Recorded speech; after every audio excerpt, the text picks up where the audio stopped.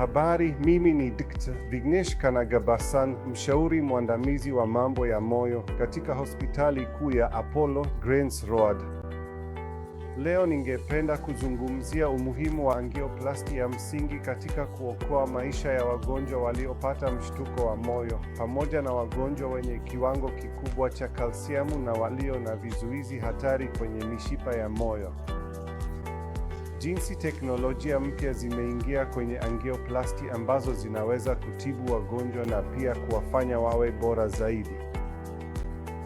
Kwanza kabisa, mshtuko wa moyo ni tatizo kubwa sana katika maisha ya kila siku. Kama tunavyoona nchini mwetu, zile siku ambapo mshtuko wa moyo ulikuwa ukijulikana kutokea zaidi kwa wazee zimepita. Sasa hakuna umri ambao ni salama kutokana na mshtuko wa moyo.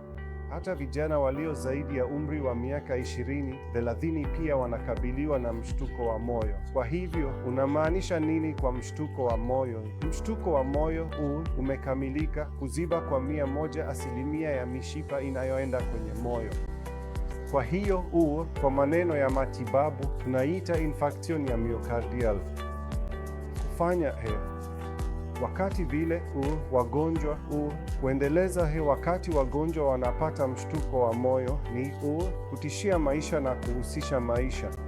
Kwa hivyo wanapaswa kukaribia hospitali ambayo ina vifaa vya maabara ya cath na huduma ya sasa ya daktari wa moyo.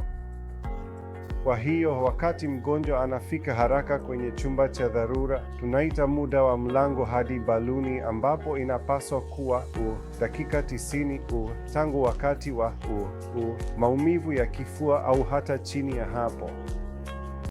Kwa hiyo tunamhudumia mgonjwa mara moja, tunafanya uchunguzi wa msingi na kisha baada ya kumjulisha mgonjwa, tunampeleka mgonjwa kwenye maabara ya cath.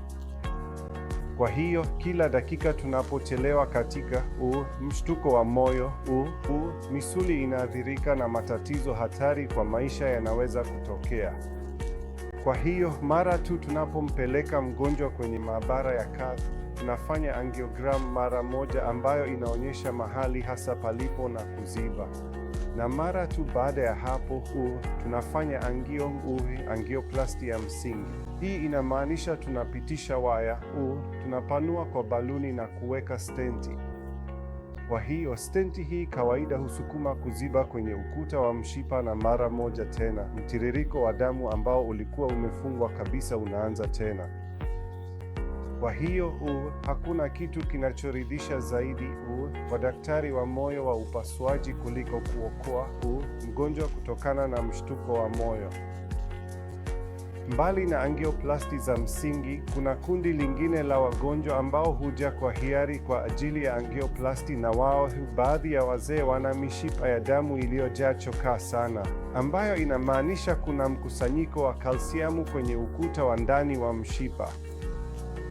Kwa hiyo hawa wagonjwa ndio wanaohitaji teknolojia za kisasa zaidi kama vile tuna vifaa vingi ambavyo vinaweza kubadilisha ule plakwe, kupunguza kiwango cha kalsiamu, na kisha tunaweza kuweka stenti.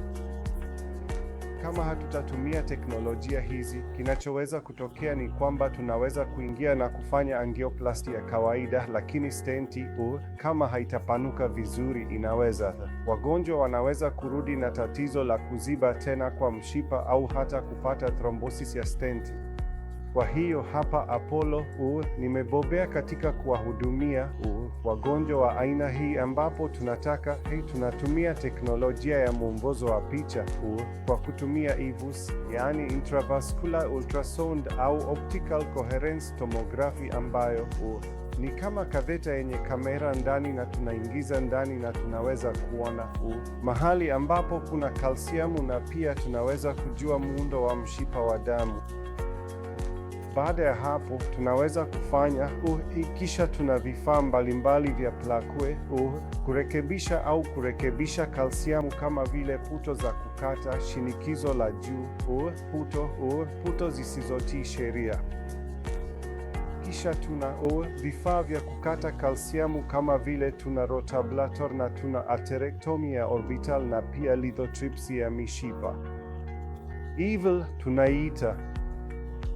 Kwa hivyo vifaa hivi vyote nilivyobombea na tunaifanya katika Apollo, ambapo tunarekebisha ubao, kisha tunaweka kidonda kwa puto, na kisha tunatoa stent, panua stent na kutoka nje.